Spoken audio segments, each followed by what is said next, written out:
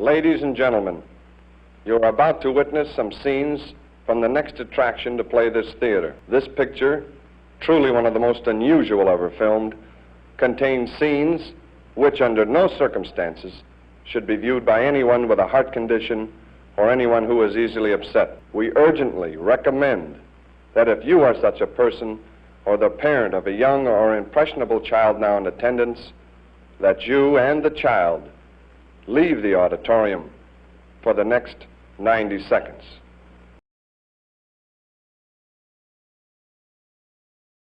Hey, how you doing? It's I, the Terrorific Lady, otherwise known as Brandy, and welcome to Retro Horror School. Happy Friday!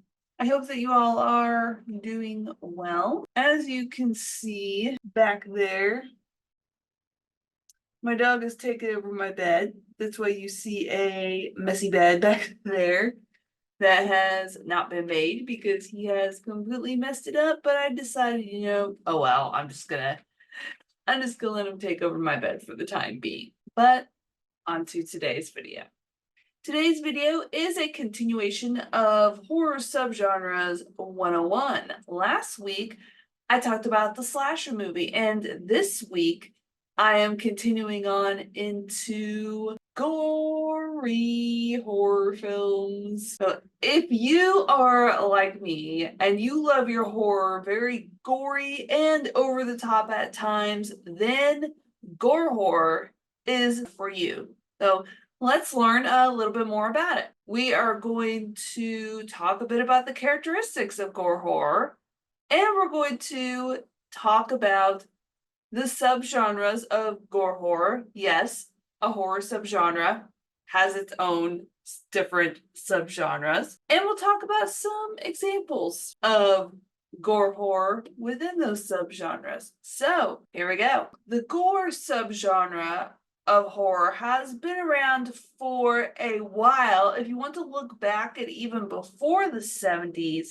there was a film called Blood Feast, which came out in 1963 and is considered one of the first gory horror films to show that graphic level and depiction of violence on screen. And that was only the beginning.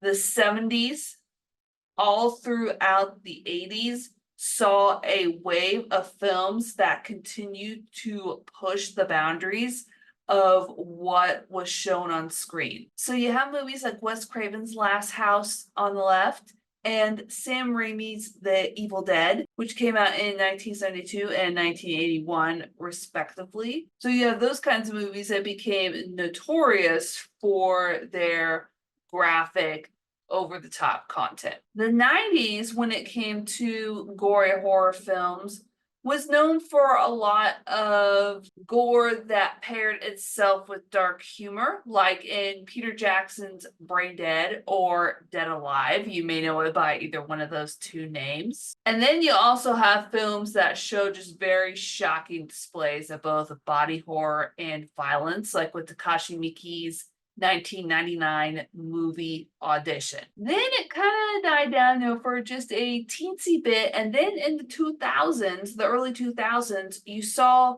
a resurgence of it with a bit of gore horror that was dubbed torture porn, with films like Saw and Hostel, which it came out in 2004 and then 2005. Those two films brought mainstream attention back to the gore subgenre of horror. And then the trend continued in the 2010s with revisiting the cannibalistic type horror, such as in the 2013 horror film The Green Inferno, and in 2016's Terrifier, which is a throwback to the gory horror movies of the 1980s, featuring Art the Clown, and which became an instant cult classic. Now, what makes a horror film a gore horror film? Well, let's talk about a little bit about the characteristics. First off, extremely graphic violence. Gore horror does not shy away from showing every single detail.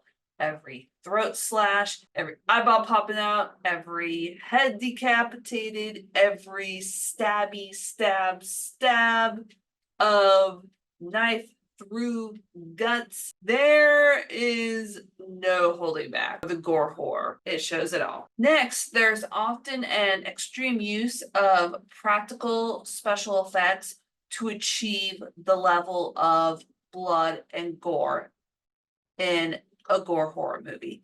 You hardly ever see the use of CGI, and if you do see the use of CGI, it is very minimal. And I think the reason why not a lot of CGI is used, my personal opinion, is that you wouldn't get the ick factor or the visceral reaction from the use of solely CGI gore effects. And speaking of visceral impact, a major focus in gore horror is the use of lots of blood and guts that is meant to make you kind of squeamish and kind of cringe, but hopefully in a good way. And last but not least, gore horror is meant to shock and disturb, whether it's through extremely graphic depictions of violence or very unsettling scenarios. This type of horror wants to leave a lasting impression on the audience. Now, gore horror comes in several nasty, gruesome flavors.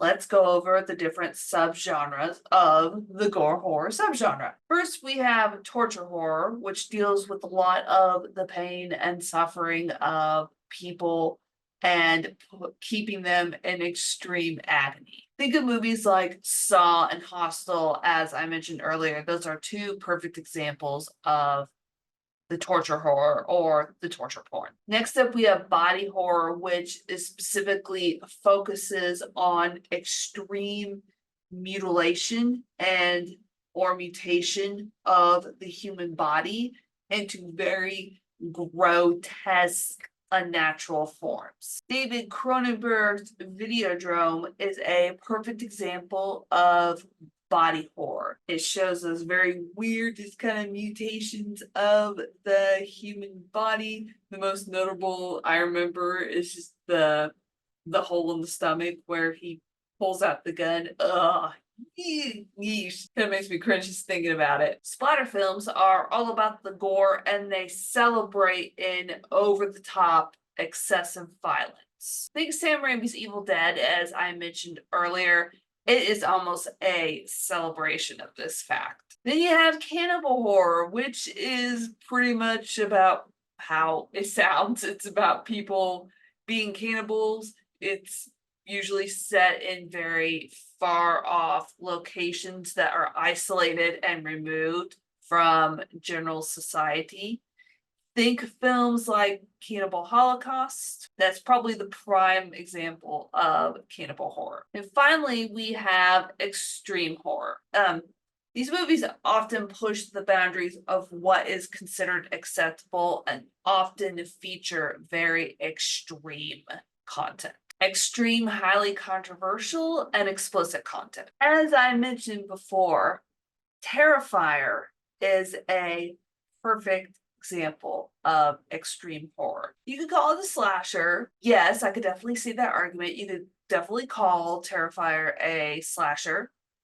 You may also call it a splatter film, but it is the nature of some of the kills in this movie, especially the infamous one. You know which one I'm talking about. Not the bedroom scene from the second one. But you know which one I'm talking about in the first movie. That, to me, categorizes Terrifier as an extreme horror movie. I love, by the way. And there you have it. We've gone through and delved a little bit into the waters of gore horror. We've talked about the history, we've talked about the characteristics, and we've talked about the different subgenres and given a few examples. So what I would like to know is, what is your favorite gore horror film? Let me know in the comments below. You know where to find me on Instagram and Threads at Terrorific Lady. If you didn't know where to find me, you know now. And there are other cool things in the works, so definitely keep your eye out here on YouTube. and on my social medias. Sadly, class is dismissed, everybody, but I will see you next time. Bye.